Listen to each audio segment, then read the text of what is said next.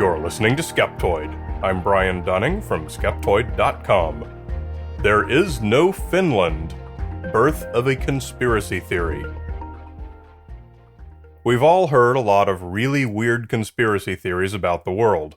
The flat earth, the hollow earth, and the world's governments all conspire to cover up the truth, for some reason. Some of these are so bizarre that they can only be jokes, none more so than the claim that Finland doesn't exist. The idea here is that where we all think Finland is actually just ocean, and that Japan and Russia conspired to persuade the world there's a country there, to cover up the fact that Japan does unlimited fishing and whaling there with no international oversight. Today we're going to study why a tale so trivially disproven as that can actually survive to become passionately believed by a small but vocal group of conspiracy theorists. On any map, Finland borders Russia to its east, and its south and west borders are in the Baltic Sea. To its north, Finland connects to Sweden and Norway. Believers in the conspiracy theory have drawn a new map in which most of Finland is simply erased, extending the Baltic Sea all the way to the Russian border, and the northern third of Finland is simply renamed as More of Sweden, thus extending Sweden's territory significantly. And thus is the Baltic Sea greatly expanded as well, giving those Japanese fishing boats plenty of space to do what they do, unpestered by fishing regulators. How would such a thing come to be? According to the conspiracy theory, after World War II, Russia found itself short of food, and this is quite true. Japan was facing a related problem, in that they'd been overfishing and needed new waters. So they approached Russia with the idea of granting them secret fishing rights in the Baltic, and to hide it from the rest of the world, they'd mutually agree to tell everyone that much of the Baltic Sea was actually a landmass called Finland, so there's no need for anyone to try and regulate fishing there. Russia agreed, and together they built the Trans-Siberian Railway to facilitate the endeavor, and as a quid pro quo, Japan donated much of its catch to Russia. Finnish people, supposedly, are actually Swedish, but have been convinced that they live in a country called Finland, and since it's all forest anyway, nobody is the wiser. They were persuaded to adopt the newly developed Finnish language, created for this purpose, which is suspiciously close to Japanese. Maps, aerial and space photography, and GPS systems worldwide have been altered to make it appear that Finland is real, in an amazing act of international cooperation. Why do all of us other countries go along with this? As a gesture of goodwill to Russia and Japan. Apparently that's the best the conspiracy theorists could come up with. Seems hardly worth the trouble to point out the many ways this story is not only provably untrue, but historically implausible. But it's still fun to cover a few points. We can start with the fact that the idea of overfishing in our oceans didn't really even exist until the 1960s. Before the war, Japan had massive, thriving fishing and whaling industries, which extended throughout the Pacific and even as far as Antarctica. They scarcely needed new fishing grounds from the Baltic Sea, a third of the way around the globe. But World War II devastated their fishing industry, and they soon faced famine from the costs of their war effort. Immediately after the war, the Allied occupation authorities invested heavily in rebuilding Japanese fishing. Whaling was allowed to resume in 1946. By 1952, the revitalized fishing industry exceeded its pre-war size. At no time in the history of Japanese fishing did they have any need to seek new waters from a distant and inconvenient land, and most especially not before the 1960s, when overfishing began to become apparent. One problem with the conspiracy theory's timeline is that by the 1960s, the Trans-Siberian Railway had already been connecting both ends of the Soviet Union for almost 50 years. Its first transcontinental span had been completed in 1916. Doesn't seem there's any way to shoehorn in the theory that it was built as a response to Japanese overfishing. But we hardly need to verify things like that. Finland has a long history, having been settled as glaciers from the last ice age receded about 9,000 years ago. Ancient texts talk about Finnish history as far back as ancient texts go. Museums are filled with golden treasures crafted during the height of Finland's Roman period between the 1st and 4th centuries. The name Finland existed at least as early as the 11th century, when it was carved onto runestone U582, and it also appears on the 13th century runestone G319. The early Finnish wars took place in the 13th and 14th centuries. Even to open a discussion of the historical proof of the existence of Finland is an exercise in absurdity. Yet the conspiracy theory dismisses all of this, which is one trait it shares with all conspiracies, the device of dismissing all contradicting evidence as part of the conspiracy. Those two runestones, for example, are in Swedish villages, so a believer finds them perfectly consistent with the part of the theory that says everything regarded as Finnish is actually in that northeastern part of their extended Sweden. Since this part fits, they just mentally dismiss the fact that by acknowledging the rune stones at all, they've just busted the entire foundation of the theory that Finland didn't exist until the 20th century. Cognitive dissonance is essential for all conspiratorial beliefs. Yet, from Northern Europe, specifically Estonia, the south coast of Finland is only about 60 kilometers away, easily visible on a clear day. And the bright city lights of Helsinki can't be missed at night. You can take the Tallinn to Helsinki ferry, which takes about 2 hours.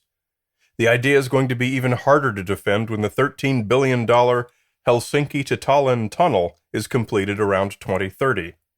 But according to the conspiracy theory, it's not there. That's just more Baltic Sea, and those city lights are just Japanese fishing boats. Today, the Finland conspiracy exists mainly as a number of threads and forums on Reddit. From perusing them, it's clear that the vast majority of people posting think it's silly.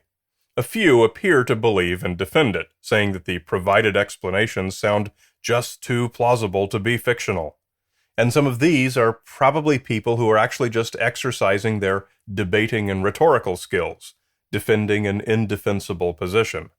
And some are probably people who deliberately post sincere-appearing nonsense for the fun of trolling and shaking things up. And when we read these threads and click the links and dig as far as we can go, we finally hit bedrock. The Finland conspiracy turns out to have a case zero, a hard origin, a single identifiable point at which it was invented by a single person. The case was laid out by a reporter for Vice in December 2016, Mac Lamoureux, in his article, "This Dude Accidentally Convinced the Internet That Finland Doesn't Exist." 2 years earlier, right after Christmas 2014, Reddit user Raragon came across an interesting question that someone had posted. What did your parents show you to do that you assumed was completely normal, only to later discover that it was not normal at all? And there were a lot of fun answers. One guy's mom would always whistle to find him in crowded public places, including places like the supermarket, which he only later learned was rude. Another was locked into his bedroom every night, which he grew up believing was perfectly normal. Raragon decided to post his own answer. He said, "My parents never believed in Finland. I grew up to never believe in Finland until I researched it further. It's a pretty heated topic in my family." Asked why, he elaborated. "Oh God, here goes. Well, firstly, they say that the actual place of Finland is just eastern Sweden. Helsinki is in eastern Sweden, and when people fly there, it's not like they would notice. World maps are altered as it's a UN conspiracy to keep people believing in Finland. And the idea that an entire country is made up seems so bizarre that nobody would ever believe it, making it easy to do. Finland's main company, Nokia, is apparently owned by the Japanese, and they're a main player in this. Now, as for why people would want to invent Finland as a country, that's a bit more in depth, and there's a few reasons as to why Sweden and Russia go along with it, but it's mostly to do with Japanese fishing rights. You see, the Japanese love their sushi, but tight fishing regulations and public outcry mean they can't fish as much as they want. So after the Cold War, they agreed with Russia to create a landmass called Finland where they could fish. After all, if people thought there was a country there, nobody would expect the Japanese to be harpooning whales, would they? The fish is then transported through Russia, where a small percentage of the food is given to the population. They were, of course, starving at the time of Finland being invented, and then is shipped to Japan under the disguise of Nokia products. Japan is apparently one of the world's largest importers of Nokia products, despite the fact that nobody there owns a Nokia phone, apparently. The crux of all this, however, and my favorite part, is the homage that the Japanese gave to this entire conspiracy theory. What do fish have? Fins. Therefore, they named their imaginary country Finland. There are loads more that they go on about, but I can't remember it all at the moment. And there we have it. From there it became by far the longest thread in the topic, and spawned multiple subreddits of its own. Some people do appear to have become genuinely persuaded, and have added on their own details, including at least one map of how Scandinavia actually appears. Why? When it's so ridiculous and obviously indefensible. Like all conspiracy theories, it offers its believers that most tantalizing of rewards, an insider's perspective on forbidden knowledge. The superpower of knowing what the sheeple don't. A superior position, intellectual empowerment, bought cheaply through nothing more than a willingness to dismiss reality in favor of a spectral alternative. What will the future of the Finland conspiracy be? My prediction is that it will grow. Today, I couldn't find any YouTube videos promoting it, though there are several that mock it. What we usually see is that sensational yarns have longer legs than rational debunkings. So I expect that within a few years there will be at least a few YouTube videos that take the conspiracy theory very seriously and promote it wholeheartedly, with new devices invented to fill in the obvious gaps. This is what happened with 9/11 truthers, with Sandy Hook truthers, and with Branch Davidian truthers, and I expect we'll eventually have a new crop of Finland truthers.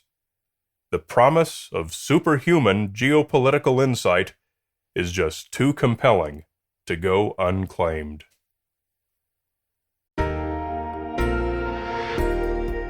If you only ever listen to the podcast, make it a point to visit the website too, at Skeptoid.com. There you can access everything, including the members portal, the blog, the social media posts, and all the other stuff that fans of the show are sure to enjoy. You can download every episode transcript with complete bibliographic references as a nicely formatted PDF, with which to annoy your woo-loving friends. You're listening to Skeptoid, a listener-supported program. I'm Brian Dunning from Skeptoid.com.